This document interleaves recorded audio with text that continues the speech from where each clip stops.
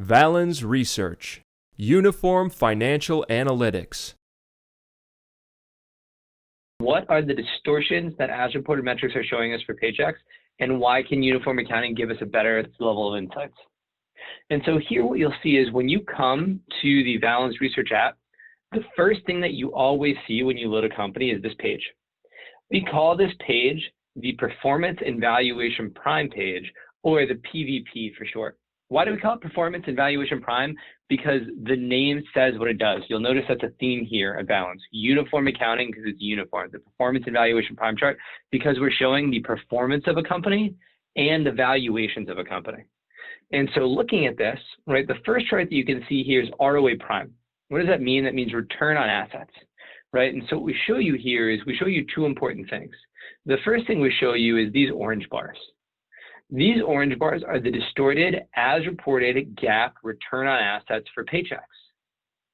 Next, these dark blue bars for the last 20 years are after we make our uniform accounting adjustments, what the real corporate profitability, we call the true blue corporate profitability of Paychex has been for the last 20 years.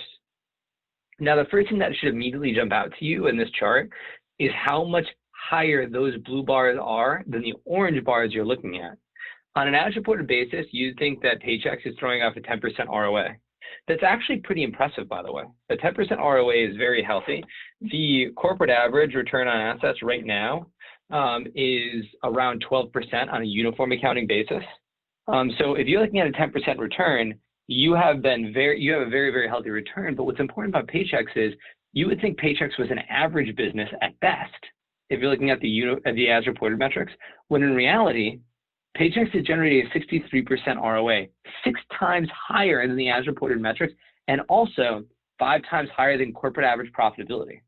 When you think about Paychex, you shouldn't think of an average business. You should think about a business with phenomenal economic moats. It is an impressively profitable business.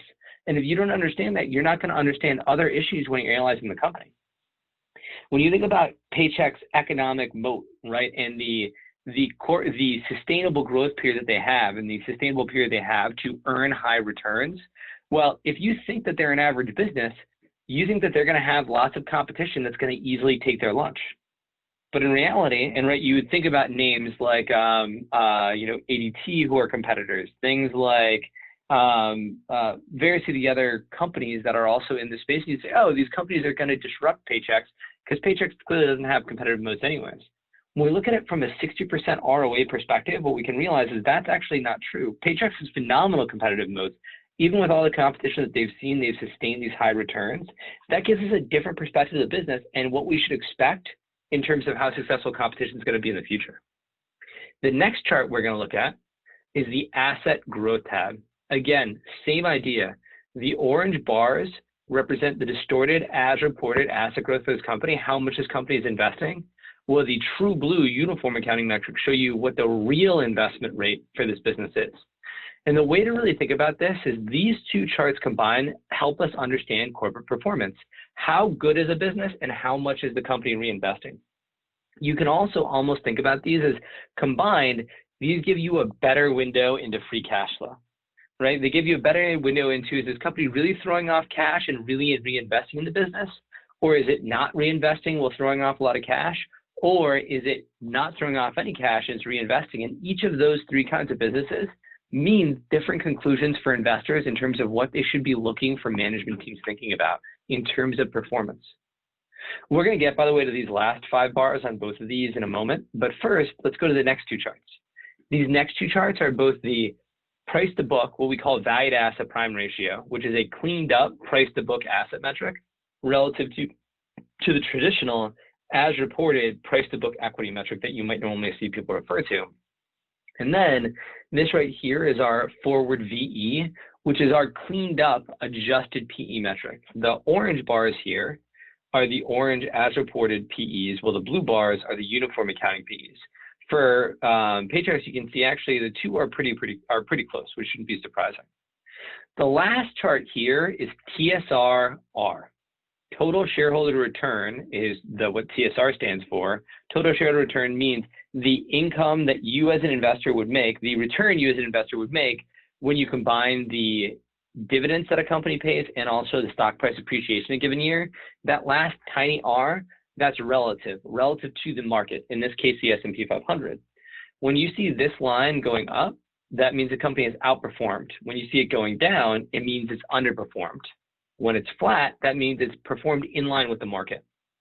Now, what you can see that's really interesting is you tend to see a very strong relationship between this trend in terms of the total shareholder return and what a company is doing in terms of return on assets and asset growth, in a way that, by the way, we don't see when we look at the as reported distorted metrics. You can see here, TSR really spiked here when the company maintained high ROA, but was reinvesting in the business. As ROA declined here, right, and the company did or didn't grow, TSR declined. And then here, the company recovered ROA, but they weren't able to find any growth for recovering ROA. And what happened? TSR stayed flat. But now, with the company continuing to have high returns, but investing again, that's when we start to see TSR rise. Because TSR is about the market understanding what the real trends are of our business. Now, the reason why we look at the valuation part of things is to understand, is the market paying a premium or a discount for the company? But the other thing that we can look at for this is not just heat map, if you will, how is the company's valuations relative to history, but we can also look at what is the market pricing the company to do right now. So as I said, these dark blue bars here are what the company has done historically.